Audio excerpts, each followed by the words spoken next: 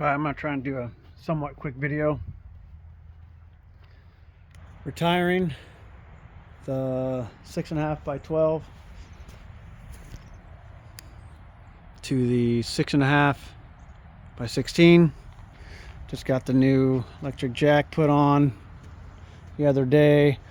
I'm a general contractor, so that one was my first one, and I grew out of it. But I love the electric jacks, especially with having an onboard generator.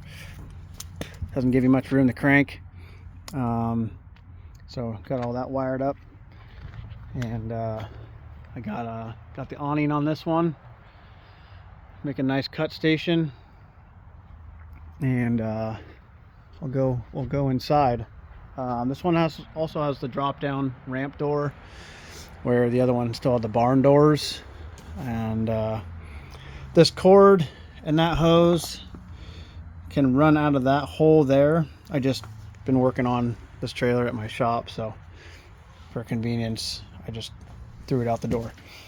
Anyway, I looked at a lot of Ron Polk YouTube videos and got some ideas from him, and of course some other ideas. So I plan to keep the compressor in here at all times, preferably, and then run that hose reel, 50 footer with a splitter, and then we can run 100 footers from there or whatever. But started with this was the first part of my build. Of course, that's just a bigger version, bigger tools, tripod, sawhorses. I can fit 2 sets of sawhorses in here with everything else that's in there. I got, power strip. I'll show you the other one. I threw in a hose or a cord reel in here. This is where I keep my plate level down there. That runs, say 7 feet, and then my other levels are all in here. 6 footer or 6.5, 4, a couple 2s, a couple 4s, 32, just standard stuff. Don't need a whole lot of the same levels. I wasn't sure if I was going to go Milwaukee pack out in this thing, or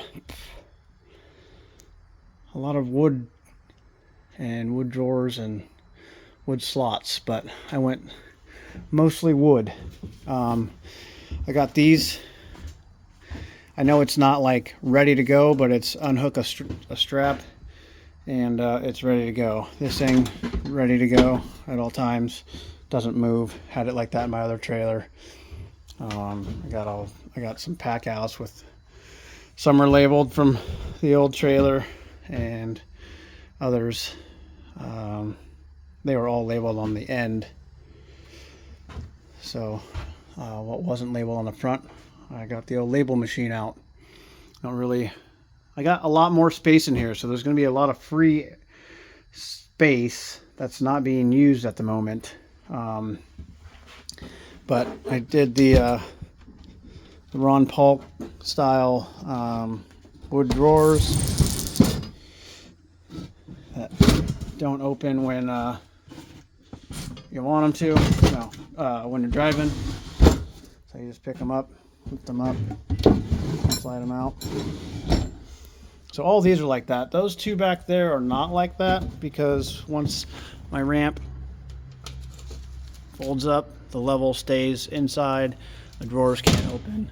So I was fine with that, and I'm pretty sure Ron Polk's trailers are like that as well. I just got my track for my Kreg jig track saw setup, which I love, and it's good for new guys, anybody that wants to cut a really nice straight line. Those are beautiful. So yeah, I got my pneumatic guns, and one battery powered heavy ass Milwaukee gun. Siding nail, everything's labeled now.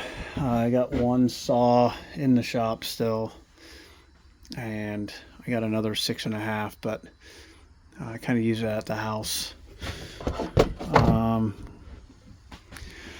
Some old rigid kits that aren't labeled but do have some miscellaneous stuff in them. I also like to, if I have a project, I can just take this one, fill it up with all the fasteners I need, sort them out. If it's a kit like a gazebo or something, I can just open all the packages, put them in there, and just work out of that one kit, and everything's kind of separated. But yeah, I love these wood drawers. I mean, they virtually come all the way out. I mean, it's like a 2 knuckles, you know, I'd be safe with leaving it open a couple inches.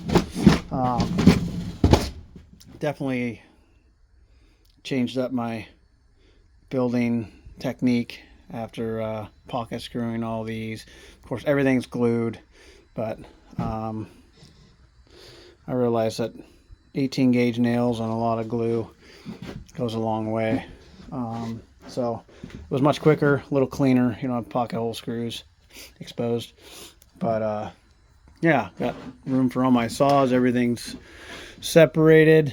I did not want to build more drawers for over here. So I went and got this Husky toolbox. It is a rollaway, and so I skirted off the bottom tight to the wheels and whatever frame I could of the box, and it was pretty secure. But I went ahead and fastened it to the wall, obviously, because driving down the road and hitting bumps and speed bumps and holes, taking corners, that could play a big part on things moving around. So I have driven this thing around. I'm just waiting on trusses tomorrow, so I had another day today to kind of mess around and get things labeled and you know, just make more custom areas for stuff to sit, charging station, and these are some of the you know, tools we use daily. These tools we use daily. You know, I got all the finish guns and round stapler down there. Everything's that's in here is labeled. I don't have a spot for these squares yet, and I don't know that I want to label that. Kind of you know, tried to organize this up with some trays and stuff that I had. Got a nice spot for rags. So this thing's really worked out well, and it locks, which was the other reason I was going to build these type of drawers, so things don't open while you're driving. So one key and you lock the whole system. And then I don't know if it was, I didn't run the numbers on what's more expensive, but these were killing me in time. So it was worth it to me, and it's nicer. I wanted some small drawers, you know, they're kind of time consuming to build out of wood. This is my smallest wood drawer, and it works perfect for that stuff. But I wanted some smaller ones for, you know, miscellaneous stuff and 10-inch blades. Probably nothing in there, but you know, miscellaneous fasteners, rivets. You know, I didn't want to have to build really thin drawers out of wood after getting this far already and taking that much time. So and I didn't want a deep drawer for a fastener kit that's this tall, and I don't want to stack anything because I want to be able to just open and see these are the same. These are the same. You know, not, oh, I wonder if I have, none of that kind of stuff. So this makes it really convenient. And then, yeah, I had some of these already. Went ahead and labeled everything. you know. It makes it really nice. Like the old trailer, I knew where everything was, and the guys knew where everything was. But new guys come along, switching the new trailer. Mostly switching the new trailer threw us off, but I do have a new guy, and he doesn't know where a lot of things are. And coming in here, I didn't know where some stuff was. You know, I was looking for the roto hammer. I was always opening this one first. And so over time, we'll get used to knowing where everything is. But in the meantime, and for new guys, labeling's really convenient. This I brought this over from the old trailer. Really like that. Just to pull the pin, obviously, pull the blade off.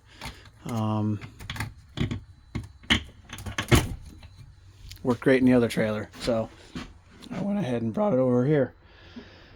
So yeah, this is, I like the Milwaukee stuff. Not gonna lie, it can get expensive. This is my first rack system. Not sure if I like it yet, but we'll see. I like the idea of not having to take this or a tray, tote, whatever, off the top of the radio to get the radio out, so that's nice. These are all mounted in, not just with the plate, but I took the drawers out and screwed it into here, which is screwed into the structure of the trailer. So my last one, it still kind of wobbled around, so I didn't want to go any higher than this, and I think I only had 2 stacked high before, and it was still kind of loose, but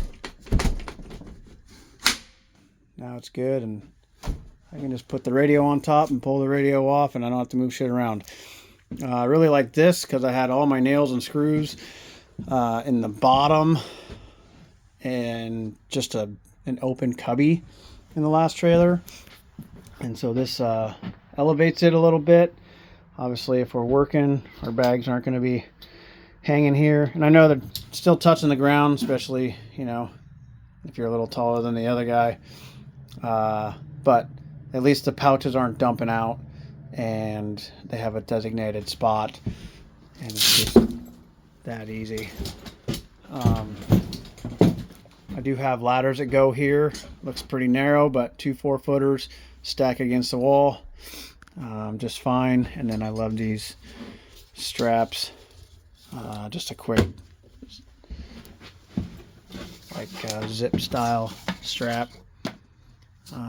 Just that holds stuff really nice. I even use them for ladders on my truck, so that makes it really convenient. But yeah, just all nails here, hand drives and duplexes back there, and then 16s and 8s and galvanized, non-galvanized, some miscellaneous stuff you can burn through, hand drive roofing nails in the back. I mean, I'm using these, so I just threw these in here, so I'll need those. Like I said, we got trusses coming tomorrow, so we'll be sheeting, and then just a lot of screws. I love the 3-inch Deckmate screws. So I'd love to keep a full tub of those around. And yeah, like I said, I got the hose reel there, and the compressor just stays here. Always got to have a toolbox with a full set of sockets and everything in it.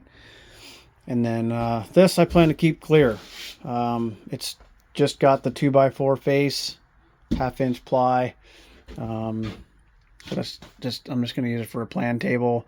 It's probably going to become a catch-all, but I'm going to make sure that it, to my best ability, that it stays clear.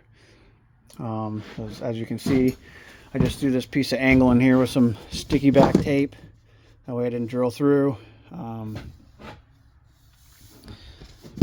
Got plans, right? It's a nice spot to have them. I still have room to set, you know, a tool here, Sawzall, change the blade out. I can still set a kit here, open it up, slide it in if I'm coming back. Tools can sit there, plenty of space. I mean, can measure it out, but it's an 18-inch or 20-inch top, so it gives me 3 feet of space there. So it's not taking up too much room to have the plans here, and I can stack, you know, another one in the back, one in the middle. I mean, I could technically have 4 jobs in one spot. So I like that. We'll see how long I like it for. And then just the totes. I mean, it's pretty self-explanatory. It's just stuff that we don't use a lot. I mean, if we're going to do siding, then siding gauges are in there. There's a deck, torque board, whatever you call that, in there. Just some miscellaneous specialty tools. And then there's another vacuum, smaller one, and the blower and all the attachments. Everyone's got hammers in their bags, and you know, cat's paws, and if we need flat bars, they're in there. We're not always cutting metal. We don't always need channel locks. I thought about throwing the pliers, snips, tote stuff in one of these drawers, but again, until I need to access them all the time, they'll stay up there. It's not a big deal. And then I got a couple sets of full rain gear up there. I just picked up the whiteboards. Nice to keep, you know, ideas of, or scheduling, essentially, just for the guys, pretty much. Give me an idea of what's going on in the near future. And then this will be basically just anything. If we need 16s, 8s, saw blades, caulk, tape, you know, we can put it on a list. And then I did go ahead and run a big power strip here. I ran the lighting, rope lighting in here. I really like this one because it really illuminates.